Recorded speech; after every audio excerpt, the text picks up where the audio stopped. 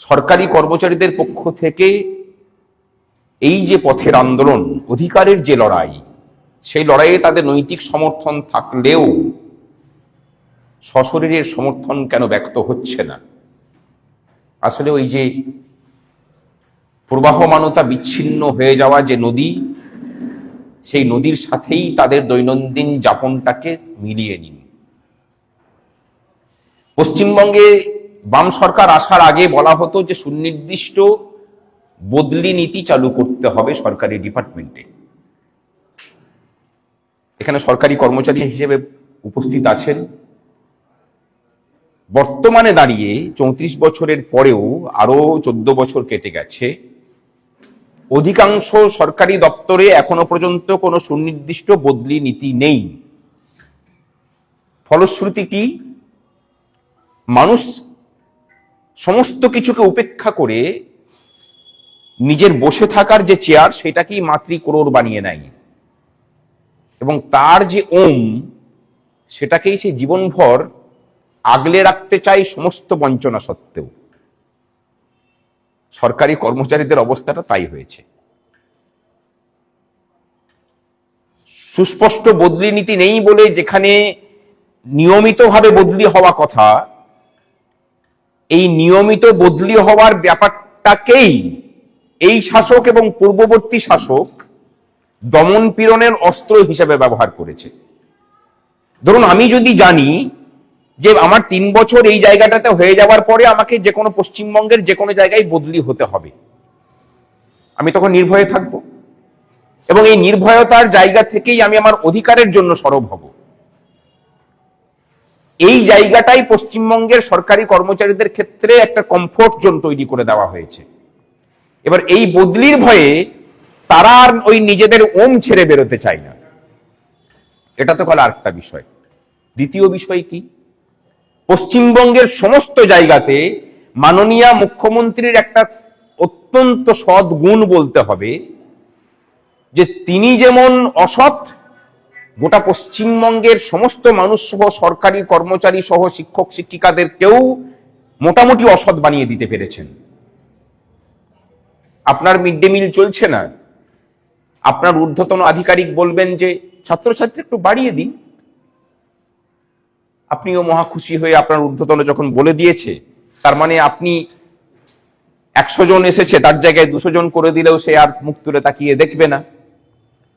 আপনি নিজে জানতেও পারলেন না যে কখন আপনি ওই কাটমানি সিন্ডিকেটের মধ্যে ঢুকে পড়লেন এবং এই কাটমানি সিন্ডিকেটের মধ্যে ঢুকতে গিয়ে আপনি আপনার প্রতিবাদী সত্তাটাকেই হারিয়ে ফেললেন।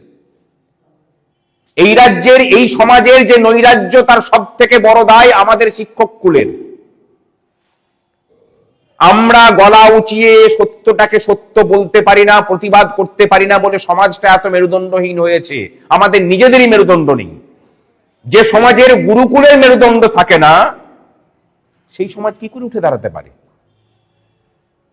আগে আমরা নিজেদের পায়ে খাড়া হই, আগে বলতে শিখি যে আমি বাড়াবো না, আপনি মিড ডে মিল চালানোর জন্য যতটা বরাদ্দ করার ততটুকু বরাদ্দ করুন এবং তার জন্য আমি লড়াই করব। যেদিন এই চেতনার জাগরণ এই গুরুকুলের হবে, সেদিন সমাজটা উঠে দাঁড়িয়ে যাবে। তার জন্য কোনো জাদুদণ্ডের প্রয়োজন নেই। আর ওই যে বললাম কাটমানি সিন্ডিকেটের অংশীদারিত্ব, এটার মধ্যে আমরা সকলেই ঢুকে আছি। পার্থ চ্যাটার্জিকে আমরা দেখতে পাচ্ছি, কারণ তিনি ডাকাতিটা অনেক বড় আকারে করেছেন। আর একদম চক্রস্তর থেকে যারা ডাকাতি করেছেন তারা সেই সংখ্যাটাকে ক্যালকুলেট করতে পারেন।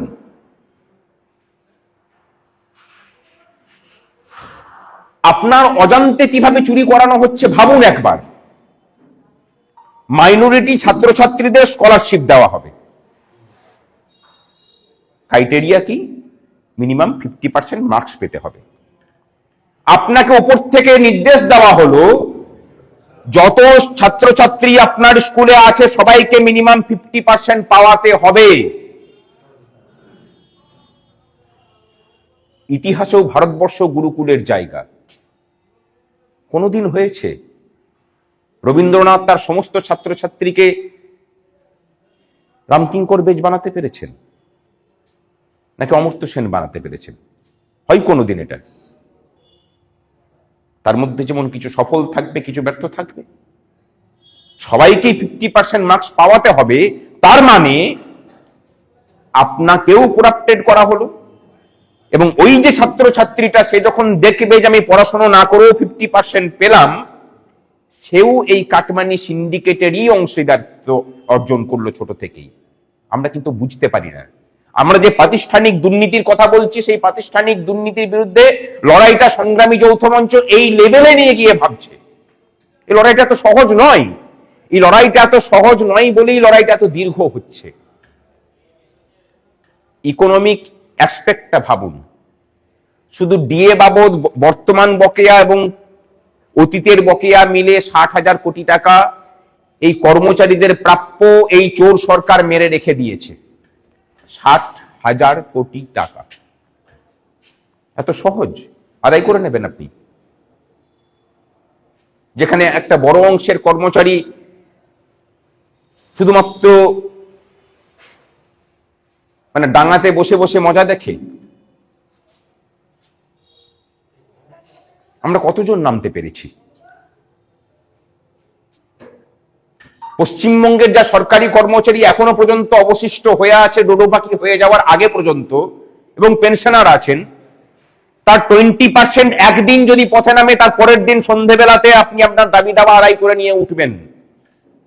আমি আপনাদেরকে বলছি, মুখ্যমন্ত্রীকে যতই আত্মবিশ্বাসী দেখুন না কেন, তার পায়ের তলার মাটিটা প্রতি মুহূর্তে কম্পিত হচ্ছে অস্তিত্ব সংকটে। আমরা যদি একটু চেপে ধরতে পারি, দাবি আদায়টা খুব কষ্টকর নয়। সমস্যাটা হচ্ছে আমরা সেই রাজ্যের বাসিন্দা যে রাজ্যে কর্মের জোরে আপনি অর্থ সঞ্চয় করবেন, সে স্বপ্ন আমরা কেউ দেখি না। আমরা স্বপ্ন দেখি কত কম কষ্টে আমি কত বেশি ইনকাম করতে পারি, আর সেই কারণে লটারির দোকানে ভিড় বাড়ায়।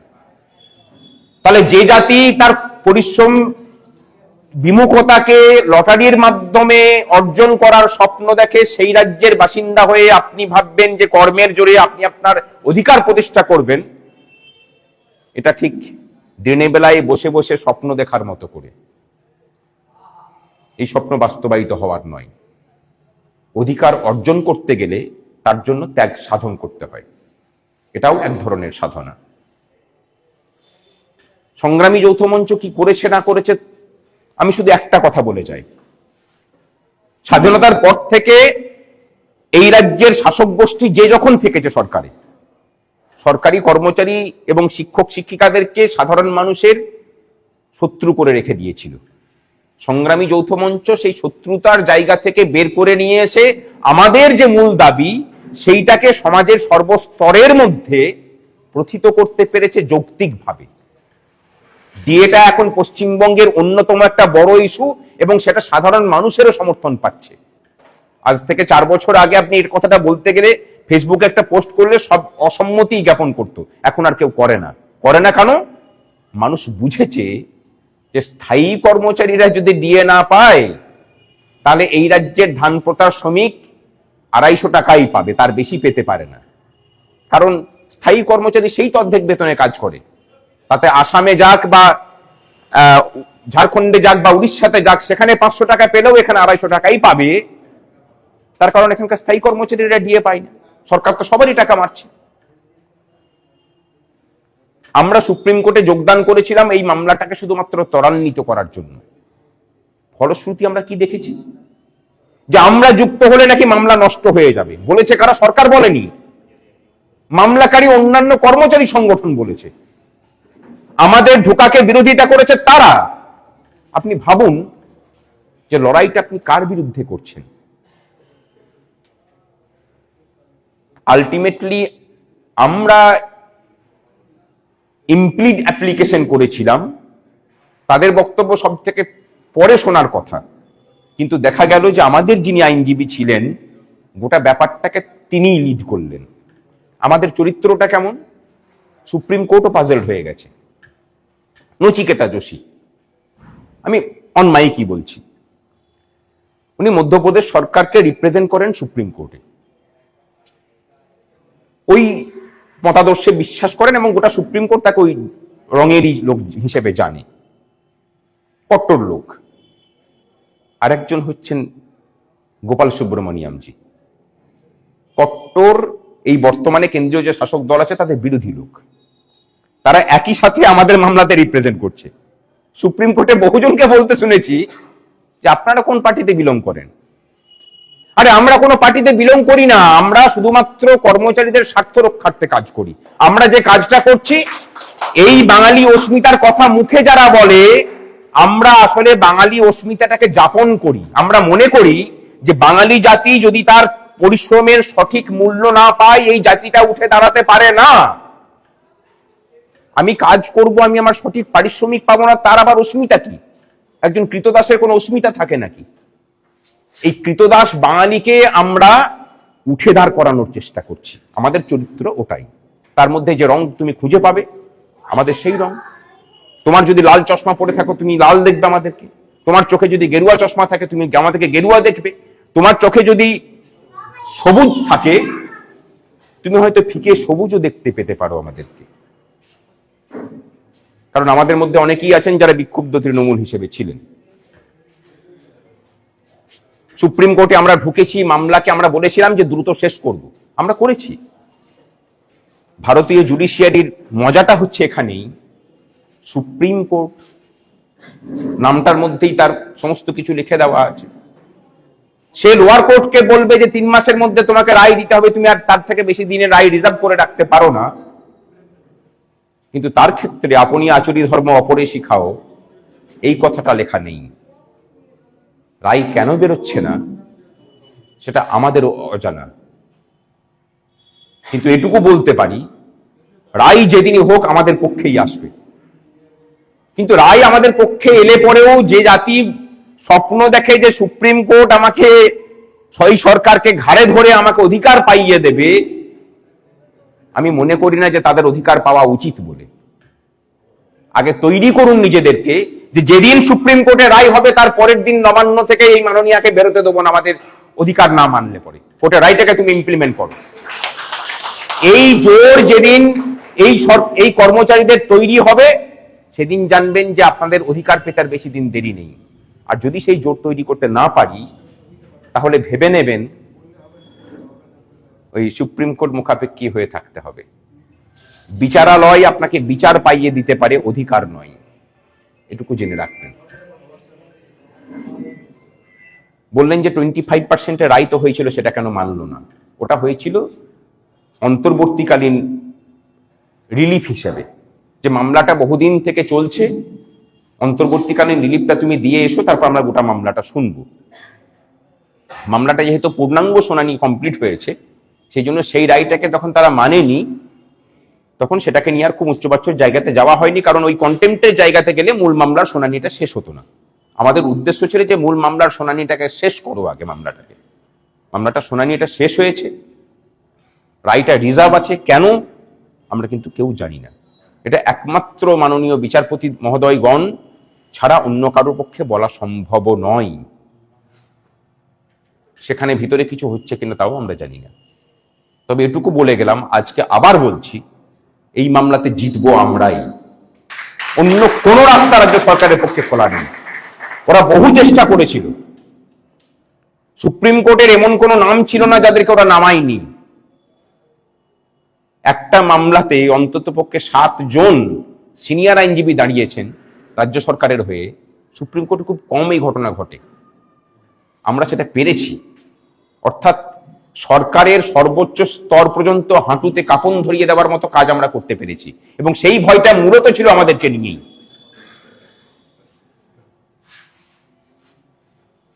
যেভাবে গোপাল সুব্রমণিয়ামজি প্রথম দিন লড়াইটা করেছিলেন, আমি বলছি, আমি কোর্টরুমে উপস্থিত ছিলাম, ওটাকে একটা এপিক বলা হয়, এপিক। 2 ঘন্টার যে সওয়ালটা করেছিলেন, কোনো সময় আবার শুনে দেখবেন, ভেবে নেবেন না যে সেটা তার পক্ষেই হয়েছে। তার জন্য আমাদের যে টিম ছিল এবং আমাদের নিজস্ব যে টিম ছিল, আমাদের যে জুনিয়র আইনজীবীদের যে টিম ছিল, তারা অসম্ভব পরিশ্রম করেছে। তারা কিন্তু তৈরি করিয়ে দিয়েছে। সিনিয়র আইনজীবীকে তৈরি করিয়ে দিতে হয়, তিনি উপস্থাপনটা করেন, কিন্তু তার উপস্থাপনা অসাধারণ। টেট নিয়ে বললেন, টেটের মামলাতেও কিন্তু আমরা যাচ্ছি, এবং সেটা শুধুমাত্র প্রাথমিক শিক্ষকদের সমস্যা নয়, কিন্তু এই রাজ্যের হাই স্কুলের শিক্ষক শিক্ষিকারা কিন্তু আরো বড় সমস্যার সামনে দাঁড়িয়ে আছেন। তারা কেউ জানেন না যে তাদেরকে কোন সেকশনে ফেলা হয়েছে। এখনো পর্যন্ত কিন্তু অনিশ্চিত পুরোটাই। এমনও হতে পারে যে সে পোস্ট গ্রাজুয়েট স্কেলের টিচার, কিন্তু তাকে আবার টেট দিতে হচ্ছে। এই সরকারের নীতিটাই সেই রকম। সুতরাং লড়াইটাও টেট নিয়েও যে লড়াইটা হবে, সেখানে সমস্ত শিক্ষক মিলিয়ে আমরা একসাথেই লড়ব। এবং এই মামলাতেও আমাদের পক্ষ থেকে, আপাতত উস্তির পক্ষ থেকে, আমরা গোপালজির সাথে একটা কনফারেন্স করে রেখেছি, এবং ওই মামলাতে আমরা ওনাকেই নামাবো, সেই প্রস্তুতি আমাদের হয়ে আছে। একদম তো কথা দিতে পারি না, কারণ যেহেতু এটা বিচারালয়ের ব্যাপার, মামলাটা ওপেন কোর্টে আসতে দিন। টেট মামলাতেও সুপ্রিম কোর্ট থেকে আমরা জিতে আসবো, এবং পশ্চিমবঙ্গ এই মামলাতে নেতৃত্বের ভূমিকাই থাকবে সারা ভারতবর্ষের মধ্যে, এটুকু কথা দিয়ে দিলাম। চক্রান্ত হোক, সেই চক্রান্তের জাল ছিঁড়ে আমাদের বেরোতে হবে। আমাদের দাদা বলে গেলেন, শাসক দল কারো কোনোদিন বিরোধী যতদিন থাকবে ততদিন আপনার বন্ধু থাকবে। বিরোধিতার আসন ছেড়ে যখন সে রাজমুকুট ধারণ করবে, তখন সে রাজা আর আপনি তখন প্রজা। আপনার প্রতি আচরণটা তাই হবে। তারও সবসময় প্রচেষ্টা থাকবে যে কি করে শ্রমের অবমূল্যায়ন করে আমি আমার শোষণ করতে পারি। আর শুধু এই শাসকের কাছে নয়, আগামীতে যারা শাসন করতে আসবেন তাদের কাছেও কিন্তু পশ্চিমবঙ্গের কর্মচারীদেরকে নিজেদের অস্তিত্বের জানান দিতে হবে। এই জানান দেওয়ার জন্য কিন্তু লড়াইটা খুব শক্তিশালীভাবে করা প্রয়োজন। চলুন আগামী কয়েক মাস লড়াইটা করি। নতুন পে কমিশন গঠনের জন্য আমরা যেটা বলছি, যে কেন্দ্রীয় সরকার যে পে কমিশন গঠন করছে, তুমি তো সেটাকে ইমপ্লিমেন্ট করছো, তার জন্য নতুন করে পে কমিশন গঠন করার প্রয়োজন নেই। একটা পে প্যারিটি কমিটি তৈরি করো, তারা ইমপ্লিমেন্ট করে দিক, বাস, ঝামেলা হাঁটাও, ফালতু খরচা তো। এবং যখন যখন কেন্দ্রীয় সরকার দেবে তখন তখন তুমি দাও, এটাই আমাদের সিম্পল হিসেব। সেটা স্থায়ী অস্থায়ী সমস্ত কর্মচারীদের জন্য। বললেন যে কেন্দ্রীয় সরকারের যেসব প্রজেক্টগুলোতে অস্থায়ী কর্মচারীরা নিযুক্ত হয়, ওটা কিন্তু আমাদেরও জানা নেই। যারা কেন্দ্রীয় সরকারে আছেন তারা বলতে পারবেন যে কেন একজন স্বাস্থ্যকর্মী যে ন্যাশনাল হেলথ মিশনের আন্ডারে কাজ করে, তার বেতনটা বিহারে একরকম হবে, পশ্চিমবঙ্গে একরকম হবে। সেটা তো তাদের দেখার কথা। আর পশ্চিমবঙ্গে যেহেতু সমস্ত স্তরের মানুষেরই অর্থ চুরি করার একটা অভ্যাসে দাঁড় করিয়েছে, সবারটাই চুরি করে। এখানে চুরি হয় না কার? না কিছু ব্যানার্জি মুখার্জি পরিবারের, আর কিছু আমলা সামলা, তারা বেশি পেয়ে থাকেন। অন্য জায়গার চুরি ওখানে জমা হয়। গোটা পৃথিবী জুড়ে এরা মুখে বলে, বিনায়ক বন্দ্যোপাধ্যায়রা মুখে মুখে বলে যান যে এখানে ক্যাশ টু স্কিম করে দিন,